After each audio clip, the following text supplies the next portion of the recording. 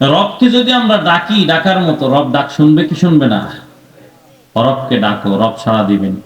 উদউনি আস্তাজিব লাকুম, রব বলেন আমারে ডাকো, আমি ডাকের সাড়া দিব। উজিবু দাওয়াতাদ দাঈ ইযা দাআন ফালইস্তাজিবু লি ওয়াল ইউমিনু বি লাআল্লাহুম ইয়ারশুদুন।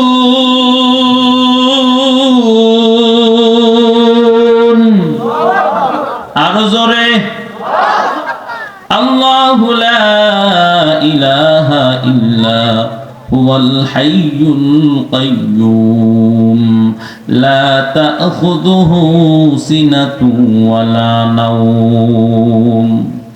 আল্লাহকে ডাকো, আল্লাহরে ডাকো। আল্লাহকে যদি ডাকার মতো ডাকা যায়, আল্লাহ তাআলা ডাকে সাড়া দিয়া দেন। আল্লাহর নাম হলো সমাদ, সদ দিয়া লেখা। আর আমি আল্লাহকে যদি ডাকতে থাকি সামাদ সামাদ সামাদ, না, আল্লাহকে ডাকো সমাদ বলে ডাকো, আল্লাহকে ডাকো রহমান বলে। আর তুমি যদি বলতে থাকো রহমান রহমান রহমান, আল্লাহকে ডাকো গফফার বলে, না দেখে তুমি বলো গফফার, না না, তুমি উচ্চারণটা সুন্দর করে ডাকো। আল্লাহকে যদি তুমি ডাকো, আল্লাহ তাআলা বলেন বান্দা বান্দি তুমি আমারে ডাকলে আমিও রব তোমারে ডাকবো। আমারে ডাক দাও, আমি আল্লাহ কুদরতি জবান দিয়া তোমারে ডাক দিয়া দিব। তোমার কি চাহিদা আছে বলো, তোমার চাহিদাগুলো আমি রব পূরণ করে দিব। রব্বুল আলামিন কোরআনুল কারীমের ভেতরে জানায়া দেন রবকে কেমনে ডাকবা, কিভাবে ডাকবা। রব্বুল আলামিন ডাকের সাড়া দিয়ে দিবেন। রবকে ডাকার মতো ডাকতে হবে। যদি রবকে ডাকার মতো ডাকা যায়, রব ডাকের সাড়া দিবেন, এতে কোনো সন্দেহ নাই। রব্বুল আলামিন সূরা মারিয়ামের ভেতরে বলেন কাফ হা ইয়া আইন সাদ যিকরু রাহমাতি রাব্বিকা আবদাহু যাকারিয়া।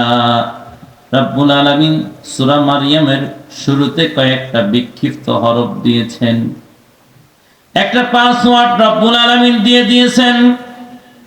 পৃথিবীর বেঈমানেরা যেন কোরআন নিয়ে বেশি বাড়াবাড়ি করতে না পারে, কোরআন নিয়ে বেশি মাখামাখি যেন করতে না পারে।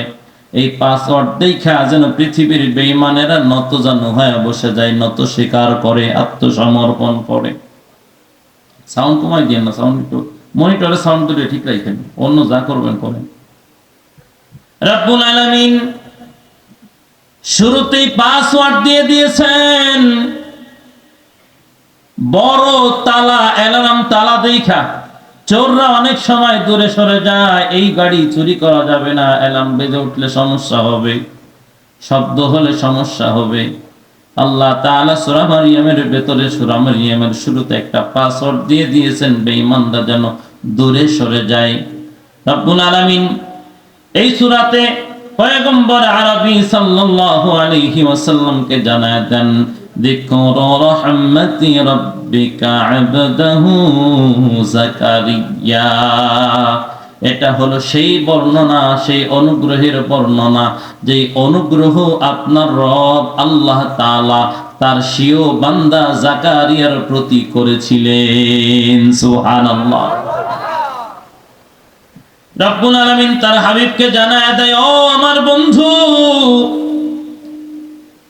এই যে বর্ণনা আপনাকে শোনায়, এটা আমার বান্দা যাকারিয়ার প্রতি আমি অনুগ্রহ করেছিলাম, দয়া করেছিলাম, মায়া করেছিলাম।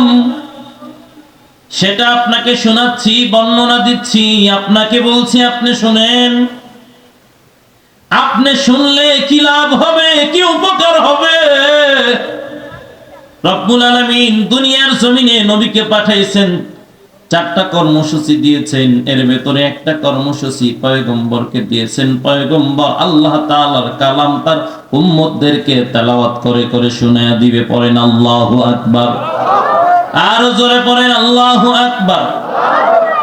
আল্লাহ রাব্বুল আলামিন বলেন, ও পয়গম্বর, আপনার রব তার স্বীয় বান্দা জাকারিয়ার প্রতি যে অনুগ্রহ করেছিল, যে দয়া করেছিল, যে মায়া করেছিল, তার বর্ণনা কেন করেছিল, কি জন্য করেছিল, আর জাকারিয়া রবকে কেমনে খুশি করেছিল। জাকারিয়া পয়গম্বর ডেকেছিলেন রবকে, ইযনাদা রাব্বাহু নিদাআন খাফিয়্যা। জাকারিয়া পয়গম্বর আল্লাহ তাআলাকে লোকালয়ে ডাকেন নাই, জনসমুদ্রের মধ্যে ডাকেন নাই। জাকারিয়া পয়গম্বর নির্জনে রব্বুল আলামিনকে ডেকেছিলেন, কারণ সব কথা সব সময় বলা যায় না। আমাকে একজন বলতেছে, হুজুর, আমি একটা মেয়েরে প্রচন্ড ভালোবাসি, তার নাম হলো ফারিয়া। এরপরে কি হলো বলো? শবে বরাতের রাত্রে ইমাম সাহেবরে বলি নাই, আমি শবে বরাতের রাত্রে আল্লাহ তাআলাকে ডেকে ডেকে বলেছি, আল্লাহ, আমার ফারিয়া যদি আমার কপালে জুটে যায় আর কোনোদিন নামাজ ছাড়বো না। হুজুর, আমার ফারিয়া আমার কপালে আল্লাহ তাআলা জুটিয়ে দিয়েছেন, আমি ফারিয়াকে পেয়েছি, আর নামাজ কাজা করি না, রোজা কাজা করি না, রোজাও রাখি, নামাজও পড়ি। তো ফারিয়ার সে চায়, এটা ইমাম সাহেবরে দিয়ে বলানো যায় না, নিজে বলতে হয়। মানুষের সামনে বলা যায় না, লোকালয়ে বলা যায় না, জনসমুদ্রের ভেতরে বলা যায় না, এটা গোপনে বলতে হয়। জাকারিয়া পয়গম্বর রবকে ডেকেছেন, রবকে বলেছেন। রব্বুল আলামিন বলেন, জাকারিয়া লোকালয়ে আমাকে বলে নাই, জনসমুদ্রের মধ্যে বলে নাই। ইযনাদা রাব্বাহু নিদাআন খাফিয়্যা। জাকারিয়া পয়গম্বর নীরবে নিবৃত্তিতে রবকে ডেকে ডেকে বলেছেন, রব, আমি আপনার কাছে কিছু কথা বলতে চাই, কিন্তু আমি তো বড় মাযুর। রব্বুল আলামিন, আমি অপারগ, আমি দুর্বল। قال رب إني وهن العظم مني واشتعل الرأس شيبا ولم أكن بدعائك رب شقيا। রব্বুল আলামিন, আমার মাথার চুলগুলো সাদা হয়ে গেছে, আমার হাড্ডির ক্যালসিয়াম শুকিয়ে গেছে, আমি প্রচন্ড আকারে বুড়া হয়ে গেছি। রব্বুল আলামিন, কথা যেটা বলবো, কিন্তু বলতে তো বড় ভয় পাই, কেমনে বলবো, কিভাবে বলবো? আমি যে আশা করি সে আশাটা আমার জন্য বোকামি হয়ে যায় কিনা। এজন্য জাকারিয়া পয়গম্বর বলেন, রব, আমি তো বুড়া হয়ে গেছি, আবার আমার মাথার চুলগুলো সাদা হয়ে গেছে। রব্বুল আলামিন, তবে ইতিপূর্বে আমি কোনোদিন আপনার কাছে দোয়া করে খালি ফেরত যায় নাই। আপনার যে কাছে যে জন্য দোয়া করেছি, আপনি আমার মনের কামনা বাসনা পূর্ণ করেছেন। সুবহানাল্লাহ। নিজের অক্ষমতা, নিজের অপারগতা, নিজের দুর্বলতাকে স্বীকার করতেছেন।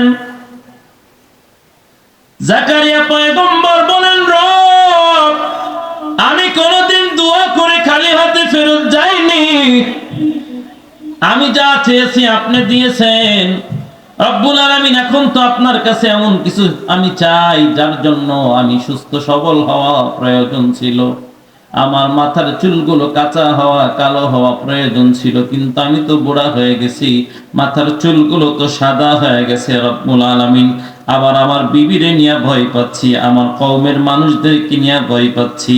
ওয়া ইন্নী খিফতুল মাওয়ালিয়া মিন ওয়ারাই ওয়া কানাত ইমরাআতি আকিরান ফাহাব লি মিন লাদুনকা ওয়ালিয়্যা।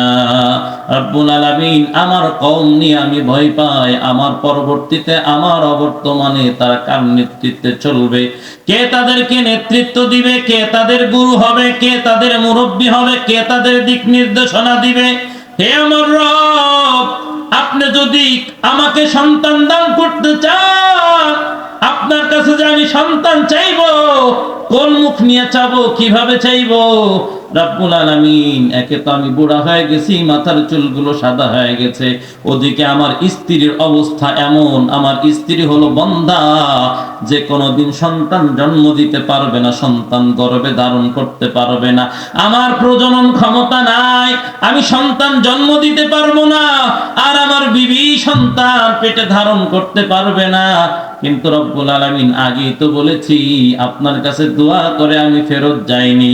নিজের অক্ষমতা, নিজের দুর্বলতা তার রবের কাছে প্রকাশ করে বলতেছেন, রব আমি সন্তান জন্ম দিতে পারবো না, আমার বিবি সন্তান ধারণ করতে পারবে না, তবে রব আমি চাই আপনার পক্ষ থেকে আপনি আমাকে একটা সন্তান দান করে দেন। চিল্লায়া বলেন আল্লাহু আকবার। আর জোরে বলেন আল্লাহু আকবার। রবের কাছে চাইতে হয় কেমনে শিখে নাও হে মুমিন। রবের কাছে চাইতে হয় কেমনে, কেমনে চাইলে, কেমনে ডাকলে রব ডাক শুনে না। জাকারিয়া পয়গম্বর কত কৌশলে রবকে ডেকেছেন, কত অনুনয় বিনয় করে রবকে ডেকেছেন, কায়মনোবাদকে রবকে ডেকেছেন। আপনার আমি কি কোনোদিন এইভাবে ডাকতে পারছি? ইমাম সাহেব যদি 5 মিনিটের জায়গায় জুমার দিনে 6 মিনিট মোনাজাত করে, তাহলে শুরু হয়ে যায় অসহযোগ আন্দোলন। এত বড় মোনাজাত ইমাম সাহেব করে কেন? দুপুরের খানা খাইয়ে ক্ষুধা লাগে, খানা খাইয়ে কাজে যাব, ইমাম সাহেবের কারণে যেতে পারি না। এত লম্বা এত বড় মোনাজাত কেন করে? এ পুরা কপাল নিজেও রবের কাছে বলতে পারো না। ইমাম সাহেব রবের কাছে তোমার কথা বলে, কৃষকের কথা বলে, শ্রমিকের কথা বলে, দিন মজুরের কথা বলে, চাকরিজীবীর কথা বলে, শ্রমিকের কথা বলে, প্রবাসীর কথা বলে, পুলিশ অফিসারের কথা বলে, নারীর কথা বলে, বাড়ির কথা বলে, শিশুর কথা বলে, কিশোরের কথা বলে, বৃদ্ধের কথা বলে, বৃদ্ধার কথা বলে। তুমি শুধু একটু আমিন বলবা, পুরা কপাল তাও বল